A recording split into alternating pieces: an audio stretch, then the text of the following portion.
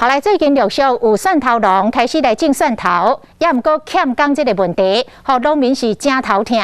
所以台中当时乡农会特别举办着种蒜头机报种的观摩会，邀请到乡内的青年农民来分享着家己用机械种蒜头的经验以及收成的结果，吸引着真侪农民来参加来了解。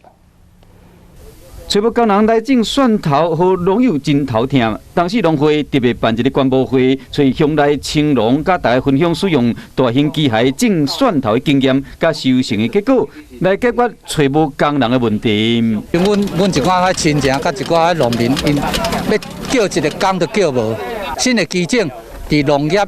保证、农业产销之地纳入迄个补助的范围啦吼。真侪农友去参加观摩会，这个机器是由新港一间农机行、甲农改场做伙研究的，差不多10年前就开始研究啊，经过几个摆改良，即马已经真好用啊。这考虑将来采收的问题，因为你这考虑讲你采收机，你无可能做啊遐大地对嘛，你做啊像行距像8点嘛无咋做对啊。 青农蔡福顺经过这几年的试验，目前拢用机械咧种蒜头，效果真好。